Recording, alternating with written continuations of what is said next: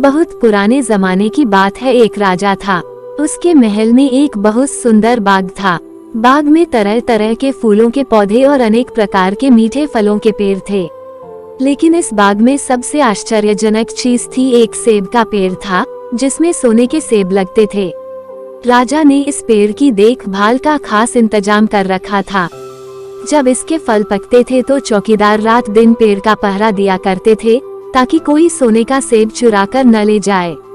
लेकिन एक दिन की बात है कि बाग के माली ने जब सोने के सेबों को गिना तो उसमें से एक सेब गायब था।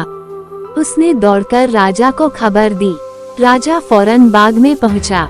उसे यह देखकर बड़ा आश्चर्य हुआ कि देखभाल का इतना पक्का इंतजाम होने पर भी एक सेब किसी ने चुरा लिया। उसने ऐलान किया कि कोई सोने के सेब को चुराने वाले चोर का पता देगा, उसे इनाम दिया जाएगा।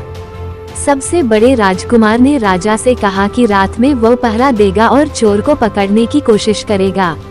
राजा ने उसको इसकी इजाजत दे दी। बड़ा राजकुमार रात में पहरा देने लगा, लेकिन 2 घंटे बाद ही उसे नींद आ गई और वह सो गया। सुबह उठकर जब उसने सेबों को गिना तो वह देखकर चकित रह गया कि रात भर में एक और सेब गायब हो गया था। इसके बाद दूसरी रात को मंझले राजकुमार ने पहरा देने का काम संभाला। उसे भी नींद आ गई और तीसरा सेब चोरी हो गया। राजा बहुत चिंतित था। दरबारियों की भी समझ में नहीं आ रहा था कि क्या किया जाए। सब लोग उदास बैठे थे कि इतने में सबसे छोटा राजकुमार आया और उसने कहा कि आज की रात मैं पहरा दूंगा और चोर को पकड़ूंगा। राजा इस राजकुमार से खुश नहीं रहता था। वो उसे मूर्ख भी मानता था। उसने उसे डांटते हुए कहा, तुम क्या समझते हो, क्या तुम्हें इसमें सफलता मिलेगी? तुमसे बड़े और तुमसे ज्यादा समझदार दोनों राजकुमार इस काम में असफल हो चुके हैं। तुम जाओ अपना काम करो। लेकिन छोटा राजकुमार नहीं माना। उसने राजा से प्रार्थना की कि उसे एक मौका जरूर दिया जाए। अंत में राजा राजी हो गया। राजकुमार रात में पहरा देने लगा।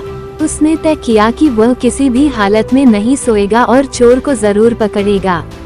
जब आधी रात हुई और 12 बजे का आखिरी घंटा बजा तो राजकुमार ने देखा कि एक सुंदर सोने की चिड़िया कहीं से उड़ती हुई आई और सेब के पेड़ पर बैठ गई। उसने देखते देखते सोने का एक सेब तोड़कर अपनी चोंच में पकड़ लिया। राजकुमार ने फौरन निशाना साधकर तीर चला दिया, लेकिन तीर चिड़िया को नहीं लगा और वह पंख फड़फड़ाकर उड़ गई। हाँ, इतना अवश्य हुआ कि उसका एक सुनहरा पंख टूटकर जमीन पर आ गिरा। दूसरे दिन सुबह राजकुमार ने राजा को सारी बात बता दी और वह सोने का पंख उनके सामने रख दिया। पंख इतना सुंदर और इतना कीमती था कि राजा उसे देखता ही रह गया। उसने कहा, अगर उस चिड़िया का एक पंख इतना सुंदर है तो वो पूरी चिड़िया कितनी सुंदर होगी। मैं चाहता हूँ कि उस चिड़िया को कोई पकड़ लाए। सबसे पहले बड़ा राजकुमार इस काम के लिए रवाना हुआ। चलते चलते वह एक जंगल में पहुँचा।